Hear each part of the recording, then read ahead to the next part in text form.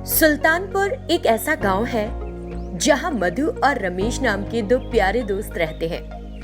मधु एक बढ़ई है जबकि रमेश एक मैकेनिक। दिन भर वे हर दिन अपने अपने काम में रमे रहते हैं और जब उन्हें खाली समय मिलता है तो वे एक दूसरे के साथ अपनी परेशानियां साझा करते हैं। एक दिन मधु की माँ सुभद्रा ने मधु को फोन किया। अरे मधु, कहाँ हो तुम? माँ, तुम कुछ अलग तरीके से बात कर रही हो, क्या हुआ? मैं अपनी दुकान पर हूँ। मधु, तुम्हारे पिता अचानक नीचे गिर गए और उन्हें सांस लेने में तकलीफ हो रही है। ठीक है माँ, मैं एम्बुलेंस बुलाता हूँ और मैं तुरंत घर के लिए निकल रहा हूँ। मैंने पहले ही एम्बुलेंस के लिए फोन कर दिया है, तुम तुरंत घर आओ क्योंकि मुझे चिंता हो रही है। अपने पिता की स्थिति के बारे में जानने के तुरंत बाद मधु ने अपने दोस्त रमेश को फोन पर इसके बारे में बताया। रमेश तुरंत अपनी मैकेनिक की शॉप बंद कर देता है और उसके पास पहुंच जाता है। रमेश को देखकर, अरे रमेश, हमारे गांव तक एम्बुलेंस पहुंचने में बहुत समय लगेगा, चलो हम पापा को अपने कंधों पर उठाकर ले चलते हैं। हाँ मधु, मुझे भी यही ठीक लग रहा है। वो बात कर ही रहे थे कि मधु के पिता चल बसे। मधु फूट फूट कर रोने लगा। मैं खुद को कभी माफ नहीं कर पाऊंगा पापा, मैं आपको बचा नहीं सका, पर मैं आपसे वादा करता हूं कि मैं कुछ ऐसा करूंगा कि आपकी तरह और कोई नहीं मरेगा। वो अपने पिता से वादा करता है। एक हफ्ता बीत जाता है लेकिन मधु अभी भी अपने पिता के बारे में सोच सोचकर दुखी होता रहता है। रमेश मधु के पास आता है और उससे पूछता है, मधु, ए मधु, ऐसा उदास क्यों दिख रहा है यार? रमेश, क्योंकि हमारा गांव बहुत दूर था, एम्बुलेंस को हम तक पहुंचने में बहुत समय लग गया। अगर सिर्फ 5 मिनट पहले एम्बुलेंस पहुंच जाती तो मेरे पापा वो आज जिंदा होते ना। हाँ मधु, क्या मैं तुम्हें एक उपाय बताऊं? वो क्या? एम्बुलेंस को हमारे गांव पहुंचने में समय लग रहा है जिससे लोगों की मौत हो रही है। हम सरकार को एक मांग पत्र सौंपते हैं जिसमें उनसे इस गांव में अपनी एक एम्बुलेंस की व्यवस्था करने के लिए कहेंगे। हम जरूरत पड़ने पर तुरंत उस एम्बुलेंस में मरीज को अस्पताल ले जा सकते हैं। चलो अभी चलते हैं। रमेश की बात सुनकर, रमेश, ऐसा हो नहीं पाएगा मेरे दोस्त, ये बताओ कि क्या तुम एक कार बना सकते हो? हाँ, मैं बना सकता हूँ। उसी तरह तुमको एक एम्बुलेंस बनानी है और उसमें इंजन को फिट करना है। फिर हमें इस तरह इंतजार करते रहने और मरीज को खतरे में डालने की जरूरत नहीं होगी। हम खुद जरूरतमंदों को अस्पताल पहुंचा सकेंगे। हाँ के अलावा और क्या कहूंगा? वे अपने और सभी काम बंद कर देते हैं और लकड़ी की एम्बुलेंस तैयार करने पर ध्यान देते हैं।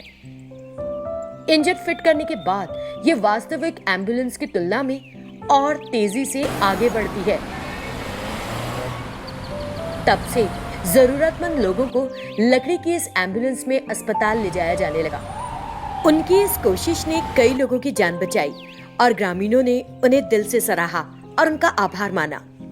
देवापुर गांव में शकुंतला और वीरा नाम के पति पत्नी रहते थे। वे अपने बेटे मल्लेश की शादी पद्मा से करवा देते हैं। वे सभी मजदूरी का काम करके गुजारा कर रहे थे और उस आमदनी से जितना हो सके बचत करते थे। मल्लेश और पद्मा को मीनू नाम की एक लड़की का ईश्वर का आशीर्वाद मिला। एक दिन, सुनो, मुझे तुमसे कुछ कहना है। क्या ये तुम्हारी पढ़ाई के बारे में बात है? क्योंकि मैंने तुम्हें एक रात पढ़ते हुए देखा और जाकर तुम्हारे माता पिता से पूछा। उन्होंने बताया कि तुम काफी आगे तक पढ़ाई कर चुकी हो लेकिन शादी करने के लिए झूठ बोला। मैं कड़ी मेहनत करके पढ़ना चाहती हूँ और आईपीएस ऑफिसर बनना चाहती हूँ जो मेरा सपना है। मल्लेश इसके लिए मान जाता है और उसे ये भी बताता है कि वो इस बारे में अपने माता पिता से खुद बात करेगा। लेकिन तभी अनहोनी घट गई और पद्मा की जिंदगी बदल गई। एक रात एक सांप घर के अंदर आ गया और मल्लेश को काट लिया। कुछ समय के भीतर ही मल्लेश की मृत्यु हो गई और परिवार उसका अंतिम संस्कार करके शोक मनाने लगा। तब से शकुंतला के व्यवहार में परिवर्तन आ गया। जब बेटा ही नहीं तो बहू और बेटी को क्यों रखूं अपने घर में? आप हमसे ऐसा कैसे कह सकती हैं? सोचकर देखिए कि आपके बिना हमारा क्या होगा। अपने माता पिता के घर चली जाओ, नहीं तो किसी नदी में कूदकर मर जाओ। हालांकि पद्मा ने उससे कई बार विनती की, लेकिन कोई फायदा नहीं हुआ। फिर वो अपनी बेटी को लेकर अपने माता पिता के पास गई। उसकी माँ दरवाजे पर ही उसे रोक कर कहती है, देखो पद्मा, अब तुम यहाँ नहीं रह सकती। अब तुम्हारा घर तुम्हारे पति का परिवार है और तुमको वहीं जीना और मरना है। मैं तुम्हें यहाँ रहने की अनुमति नहीं दे सकती। पद्मा अपनी हालत से परेशान हो जाती है और एक पेड़ के नीचे आकर बैठ जाती है। क्या करे, सोचने लगती है। तभी वहां से एक बूढ़ी औरत गुजरी और पद्मा को देखा और उसके दुख का कारण पूछा। बुढ़िया को उस पर दया आती है और वो उसे उसकी बेटी के साथ अपने घर में रहने के लिए जगह दे देती है। लेकिन उन्हें अपना जीवन चलाने के लिए कमाना जरूरी था, इसीलिए माँ बेटी ने ठेले पर केले बेचना शुरू कर दिया। वो अपनी कमाई से संतुष्ट थी और ऐसे ही कुछ समय बीत गया। एक दिन एक पुलिस अधिकारी केले खरीदने आता है। मुझे 2 दर्जन केले चाहिए, और केले खरीद कर जाने लगता है। सर, पैसा तो दीजिए। मैं एक पुलिस अधिकारी हूँ तुम्हारी रक्षा के लिए, और तुम मुझसे पैसे मांग रही हो। देखिए सर, आप पुलिस अफसर हो सकते हैं, लेकिन पहले एक इंसान की तरह पेश आई। मैं आपको केले पैसे लेकर ही दूंगी, वरना आप जा सकते हैं। पुलिस अधिकारी उसके ऐसे कहने से चौंक गया और पूछने लगा, कहाँ तक पढ़ी हो तुम? मैंने डिग्री तक पढ़ाई की है सर। फिर वो अधिकारी को अपनी पूरी कहानी बताती है। पुलिस अधिकारी उसे ढांढस बंधाता है। मैं तुमको पुलिस में भर्ती होने के लिए तुम्हारा मार्गदर्शन करूंगा और मुझे यकीन है तुम एक दिन एक सफल पुलिस अधिकारी बनोगी। उस दिन से पद्मा दिन में केले बेचती और फिर शाम में उस अधिकारी से मार्गदर्शन प्राप्त करती। उसने अपने दम पर पढ़ाई पूरी की और बहुत आत्मविश्वास से अपनी परीक्षा दी। कुछ दिनों के बाद आईपीएस परीक्षा के नतीजे आ गए और पद्मा ने परीक्षा पास कर ली थी। फिर वो पुलिस प्रशिक्षण के लिए चुनी जाती है और आखिरकार एक पुलिस अधिकारी बन जाती है। वो पुलिस अधिकारी को धन्यवाद देने के लिए मिठाई लेकर जाती है। पद्मा को एक पुलिस अधिकारी के रूप में देखकर बूढ़ी औरत बहुत गर्व और खुशी महसूस करती है। कहते हैं ना, ईश्वर भी उन्हीं की मदद करता है जो खुद अपनी मदद करते हैं। सीता और गोविंद का गोपालपट्टनम गांव में रहने वाला एक शादीशुदा जोड़ा था, जो अपने जीवन यापन के लिए रोजाना काम करते थे और खुश रहते थे। एक दिन सीता अपने सामने के आंगन में बैठकर कच्चा आम खा रही थी। तभी उसका पति गोविंद घर पहुंच गया और उसे आम खाते हुए देखने लगा। जब उसका पति उसे आम खाते हुए देख रहा था तो सीता शर्मा गई। तुम आम खाते हुए इतना शर्मा क्यों रही हो? 2 दिन से इसी तरह खट्टी चीजें खाने का मन कर रहा है। चलो कल डॉक्टर के पास चलेंगे। इसकी जरूरत नहीं है, क्योंकि मुझे पता है कि अभी हम 2 हैं और बहुत जल्द 2 से 3 होने वाले हैं। तुमको अब से थोड़ी और मेहनत करके पैसा बचाना होगा।